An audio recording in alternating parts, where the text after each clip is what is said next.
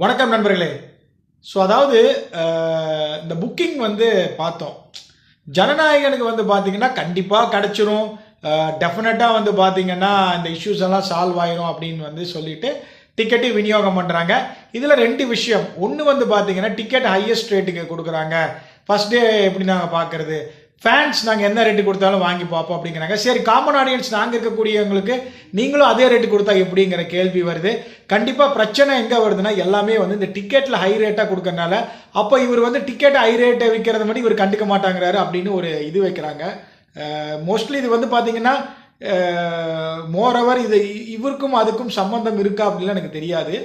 எனக்கு தெரிஞ்சு theatre owners இது டிமாண்ட் வச்சு காசு பார்க்கறதுக்காக பண்ணுறாங்களா, இது ப்ரொடெக்ஷன் யூனிட்டே இந்த வேலை பண்ணுதா அப்படின்னு நமக்கு தெரியல. பட் டெஃபினட்டாக எல்லாத்தையும் கேள்வி கேட்கக்கூடியவர், இதையும் அவர் கேட்கலாம் இல்லையா அப்படின்னு இணையதளத்தில் நிறைய பேர் கேட்குறாங்க. சரிங்களா? ஸோ இது ஒரு பெரிய டாக் ஆஃப் ஒரு டவுன் மாதிரி போயிட்டு இருக்கு. என்னன்னா, இந்த ஹைக் ப்ரைஸ் வைக்கிற இவர், ஓகேங்களா, எப்படி இவர் இந்த இதே ஒரு பிரச்சனை தான், இதையே அவர் ஏன் சமாளிக்கல அப்படின்னு கேள்வி நிறைய பேர் கேட்குறாங்க. பட் டெஃபினட்டாக இதுக்கான ஒரு ரைட் ஆன்சர் நான் சொல்கிறது அப்படிங்கிறத விட ஒரு சிலர் சொல்கிறது, ஆஸ் அ ஆக்டர் அவர் நடித்து முடிச்சுட்டு போயிட்டாருன்னா அந்த ப்ரொடக்ஷன் ஹவுஸும் அந்த தியேட்டர்ஸு டிஸ்ட்ரிபியூட்டர்ஸ் தான் அந்த வேலை பண்ணுறது. ஸோ அதுக்கு இவருக்கும் சம்மந்தம் இல்லைங்கிறாங்க. பட் இருந்தாலும் சம்மந்தம் இல்லை அப்படிங்கிற பட்சத்துக்கு நான் என்ன சொல்கிறேன்னா, ஒரு ரூல் ஒரு பார்ட்டியை ரூல் பண்ணக்கூடிய ஒரு ஹெட் அவர் இப்படி ஒரு சம்பவத்தை கேள்வி கேட்கறத முறையாக இருக்கும் அப்படிங்கிறதா ஜனநாயகன். அவ்வளோதான், கேள்வி கேட்கறதானே அது நியாயம்.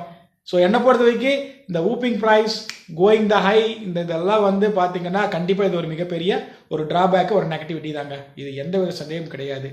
பட் அதே நேரத்தில் ஜனநாயகன் வெகுவாம் விமர்சனமாக ஒரு பெரிய அளவில் கொண்டாடுறதுக்கு பார்த்தீங்கன்னா காமன் ஆடியன்ஸு, ஜென்ரல் ஆடியன்ஸே இருக்கிறாங்க. ஏன்னா எல்லாருக்கும் ட்ரைலரில் பார்த்தோன்னே ரொம்ப இன்ட்ரெஸ்ட் ஆயிடுச்சு, விஜயோட லாஸ்ட் மூவி அப்படிங்கிறனால. சரி, இப்போ எல்லாருமே வந்துட்டாங்களே, பராசக்திக்கு மட்டும் புக்கிங் ஏன் கம்மி அப்படின்னு பார்க்கும்போது ரெண்டு விஷயம் நமக்கு தெளிவாக தெரியுது. அதாவது தமிழை பற்றி தெரிஞ்சுக்கணும் அப்படின்னு நிறைய பேர் விரும்பி டெஃபினட்டாக அந்த படத்தை பார்ப்பாங்க. பட் இன்னைக்கு ஜென்சி ஆடியன்ஸாக இருக்கட்டும், அதே நேரத்தில் ஒரு என்டர்டெயின்மெண்ட்டாக போகணும்னு நினைக்கிற ஆடியன்ஸாக இருக்கட்டும், அதாவது எப்பவுமே ஒரு விஷயம் இருக்குங்க.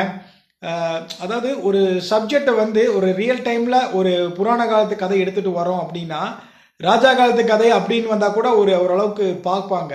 பட் இந்த மாதிரி ஒரு விஷயத்தை எடுத்துகிட்டு வரும்போது, இந்தி திணிப்புக்கு எதிராக நடந்த போட்டம் எடுத்துகிட்டு வரும்போது எத்தனை பேர் இது பார்ப்பாங்கன்னு தெரில. எனக்கு தெரிஞ்சு மோஸ்ட் ஆஃப் த பீப்புள் ஓடிடியில் மட்டும் பார்த்துக்கலாம். பட் நம்மளை ஃபேமிலியோடு போய் பார்த்து ஒரு என்டர்டெயின் பண்ணி வரக்கூடிய படம் டெஃபினட்டாக ஜனநாயகன். இந்த குழந்தை குட்டிகளோட போய் உட்காந்து அப்படி வர்றதுன்னா ஜனநாயகன்.